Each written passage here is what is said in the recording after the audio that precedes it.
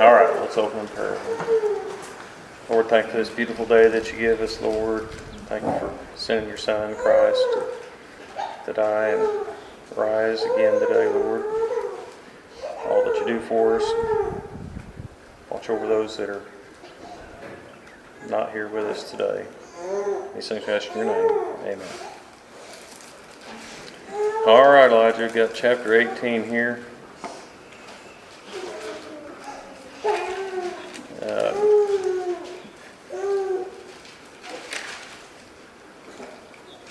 Verse 1, At the time the disciples came to Jesus and said, "Who then is the greatest in the kingdom of heaven?"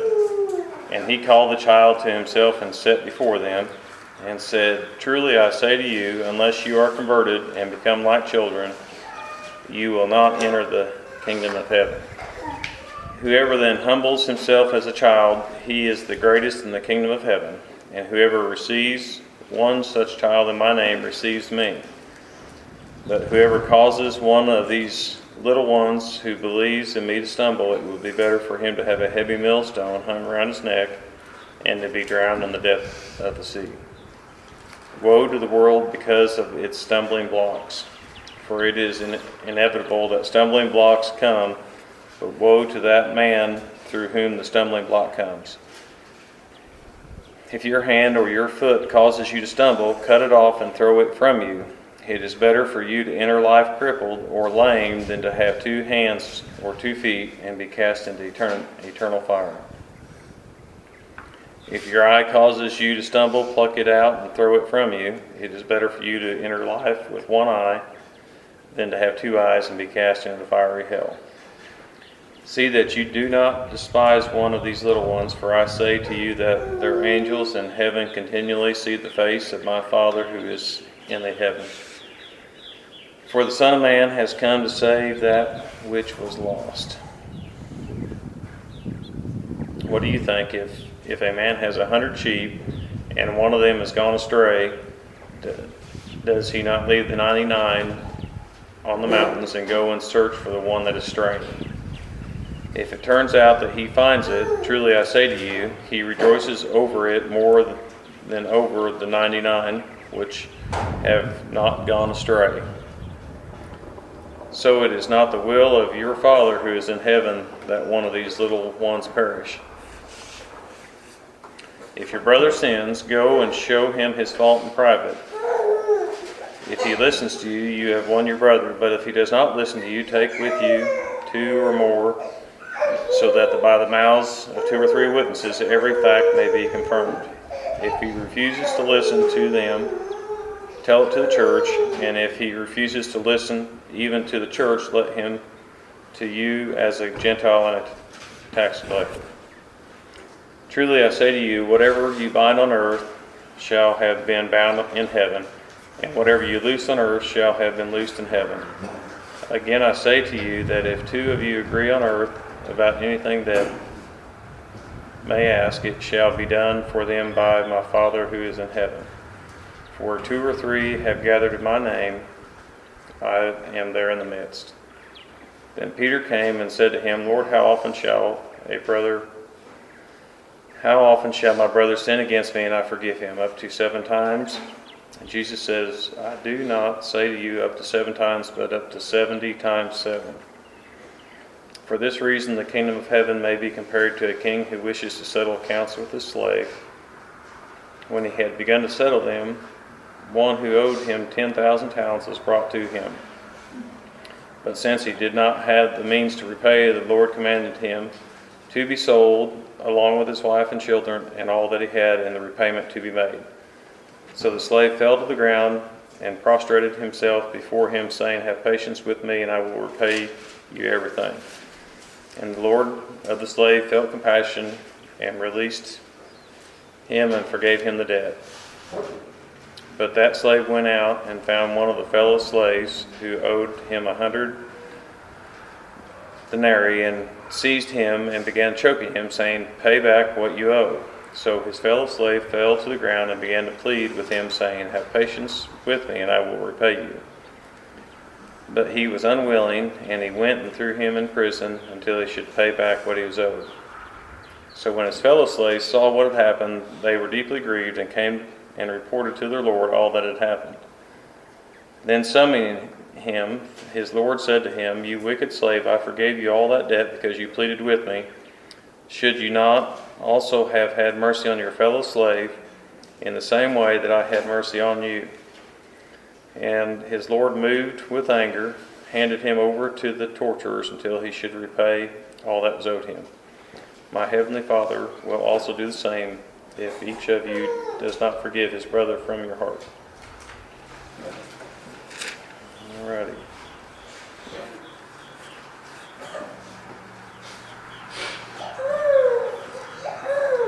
Several verses there, and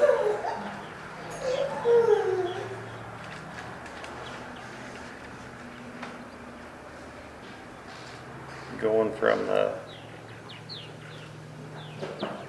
throwing stumbling blocks in front of people to forgiveness, and just maybe forgiving those people from the bottom of your heart, even forgiving everybody is probably one of the main things to be able to enter into heaven is being able to forgive people. We've got a little bit of a theme here on Sunday preaching. It seems like that David's been preaching about forgiveness and the importance of that. And so this chapter here brings a few more of those points out. What's your verse on today? Remember? It's something. It was about following some of Jesus' teachings. Okay. Your parents. You observe how your parents follow it, and you are picking it up. Okay. I was just trying to think of something to go along with this week for a lesson. While you start with that, then let me think for a minute, and I'll give you a lesson for next week. One of Jesus' teachings on learning to obey is to be kind to others. My elders help the poor and help the people that need it, and use their valuable time to do that. So that's a good teaching to follow. Matthew 19:19 is where Jesus is talking to the rich young ruler, and he says, honor your father and mother and love your neighbor as yourself. And I should put that into practice and start honoring my parents more than I have been. I thought about how in Matthew 5:43, Jesus says, bless those who curse you and pray for them who spitefully use you. And I was thinking about how when the church split and everything, the people we still want to be nice to the people and would take them back, and even if they unjustly or falsely accuse other people. I got Luke 6:35. It says, love your enemies, lend and do good, hoping for nothing in return. And so this week I tried to be a giver and finding things to help with. And then I like that part. It said, do good. I kept that in my head and looked for good things to do. I've noticed that Daddy helps people, like elderly people in the community that need things. Sometimes we'd like to do other things, but so I've been working on that too. My elders are good and kind and go to church and do right.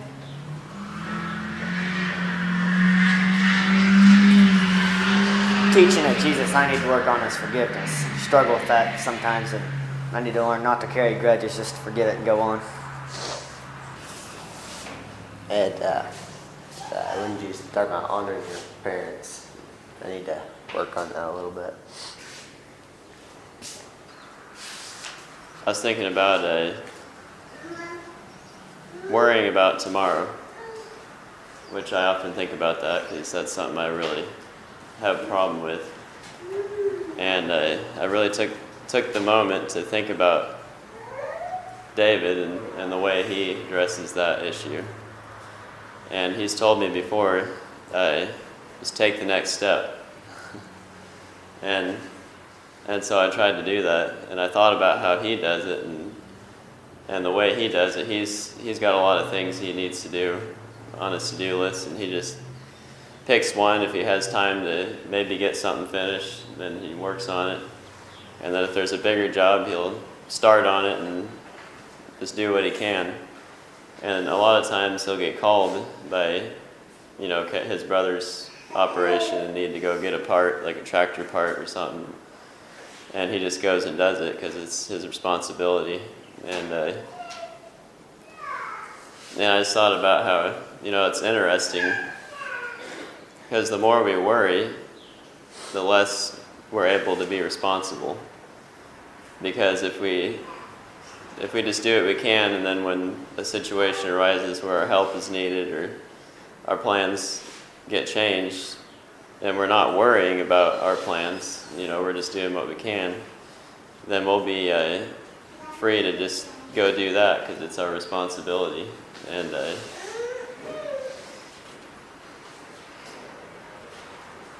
take no thought for the morrow. Jesus said, who by taking thought can add 1 cubit to his stature?